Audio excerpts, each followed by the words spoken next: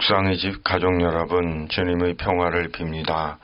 오늘은 2025년 3월 27일 목요일, 말씀이 우리와 함께. 오늘 묵상 말씀은 누가복음 16장 1절에서 13절, 성경 읽기 새번역, 불의한 청지기의 비유. 예수께서 제자들에게도 말씀하셨다. 어떤 부자가 있었는데 그는 청지기 하나를 두었다. 그는 이 청지기가 자기 재산을 낭비한다고 하는 소문을 듣고서 그를 불러놓고 말하였다. 자네를 두고 말하는 것이 들리는데 어찌 된 일인가? 자네가 맡아보던 청지기를 정리하게. 이제부터 자네는 그 일을 볼 수 없네. 그러자 그 청지기는 속으로 말하였다. 주인이 내게서 청지기 직분을 빼앗으려 하니 어떻게 하면 좋을까? 땅을 파자니 힘이 없고 빌어먹자니 낯이 부끄럽구나. 옳지. 내가 무엇을 해야 할지 알겠다. 내가 청지기의 자리에서 떨련할 때 사람들이 나를 자기네 집으로 맞아들이도록 조치해 놓아야지. 그래서 그는 자기 주인에게 빚진 사람들을 하나씩 불러다가 첫째 사람에게 당신이 내 주인에게 진 빚이 얼마요? 하고 물었다. 그 사람이 기름 100마리요 하고 대답하니 청지기는 그에게 자, 이것이 당신의 빚문서요. 어서 앉아서 50마리라고 적으시오 하고 말하였다. 그리고 다른 사람에게 묻기를 당신의 빚은 얼마요 하였다. 그 사람이 밀 100섬이요 하고 대답하니 청지기가 그에게 말하기를 자, 이것이 당신의 빚문서요. 받아서 80섬이라고 적으시오 하였다. 주인은 그 불의한 청지기를 칭찬하였다. 그가 슬기롭게 대처하였기 때문이다. 이 세상의 자녀들이 자기네끼리 거래하는 데는 빛의 자녀들보다 더 슬기롭다. 그러므로 내가 너희에게 말한다. 불의한 재물로 친구를 사귀어라. 그래서 그 재물이 없어질 때 그들이 너희를 영원한 처소로 맞아들이게 하여라. 지극히 작은 일에 충실한 사람은 큰 일에도 충실하고 지극히 작은 일에 불의한 사람은 큰 일에도 불의하다.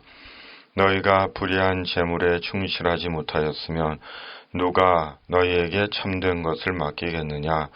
또 너희가 남의 것에 충실하지 못하였으면 누가 너희에게 너희의 몫인들 내주겠느냐? 한 종이 두 주인을 섬기지 못한다. 그가 한쪽을 미워하고 다른 쪽을 사랑하거나 한쪽을 떠받들고 다른 쪽을 업신여길 것이다. 너희는 하나님과 재물을 함께 섬길 수 없다. 아멘. 말씀 묵상, 재물, 내 인생의 딜레마. 오늘 묵상 말씀은 불의한 청지기의 비유라는 제목이 붙어있는 예수님의 비유입니다.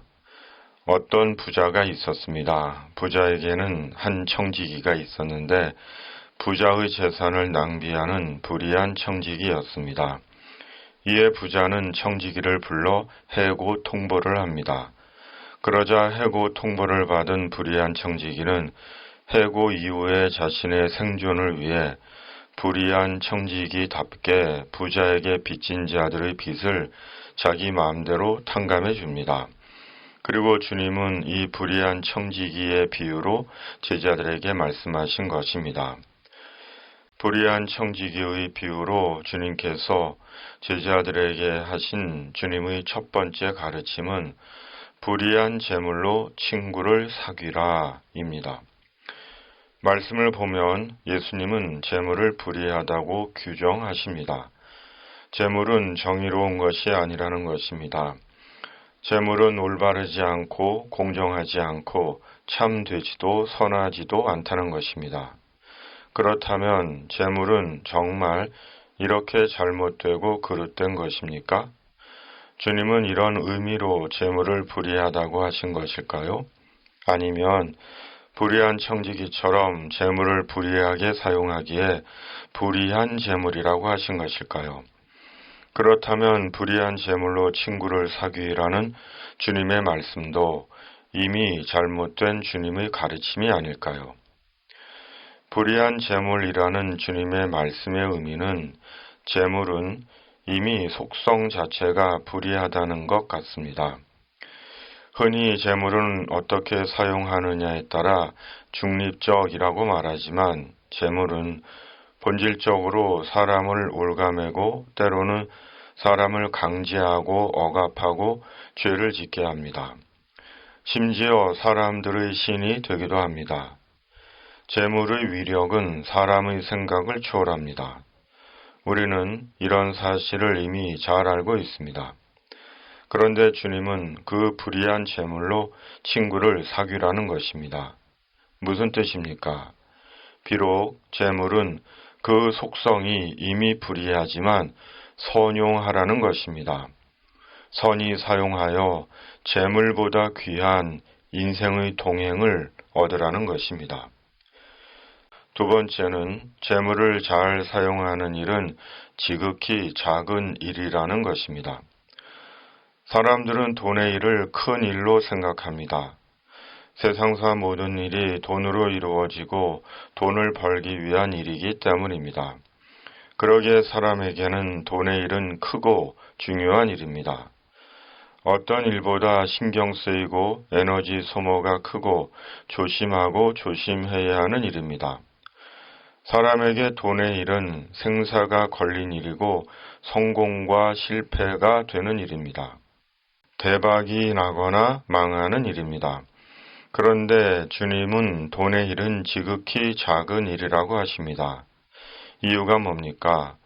돈은 유한하고 영원한 것이 아니기 때문입니다. 그러므로 돈이 영원한 것처럼 무엇보다 영생을 주는 것처럼 믿고 돈을 신처럼 여기면 그것이 곧 영원히 망하는 길입니다.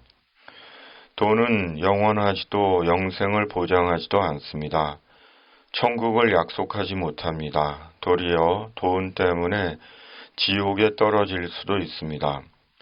주님은 앞에서 누가복음 12장 19, 20절에서 말씀하셨습니다. 세 번역. 그리고 내 영혼에게 말하겠다. 영혼아, 여러 해 동안 쓸 많은 물건을 쌓아두었으니 너는 마음 놓고 먹고 마시고 즐겨라. 그러나 하나님께서 그에게 말씀하셨다. 어리석은 사람아, 오늘 밤에 내 영혼을 내게서 도로 찾을 것이다. 그러면 내가 장만한 것들이 누구의 것이 되겠느냐? 세 번째는 하나님과 재물은 함께 섬길 수 없다. 입니다. 하나님과 재물은 겸하여 섬길 수 없습니다. 때론 하나님과 재물은 상극입니다. 하나님이냐 재물이냐, 말씀이냐 재물이냐 선택하고 결정해야 합니다. 하나님도 신, 재물도 신이 될 수 없습니다. 하나님이거나 재물이거나 둘 중 하나는 반드시 포기해야 합니다. 그럼에도 하나님도 재물도 다 자기 것으로 갖고 재물로 세상에서 호사를 누리고 죽어 천국에 가려고 합니다. 심지어 하나님을 재물을 모으는 수단으로 여깁니다. 비신앙적이며 반성경적인 가르침입니다. 세상에서 호사를 누렸다고 천국에서도 호사를 누리고 세상에서 물질적으로 성공했다고 천국에서도 인정받는 것이 아닙니다. 도리어 재물 때문에 하나님 나라를 이룰 수도 있습니다.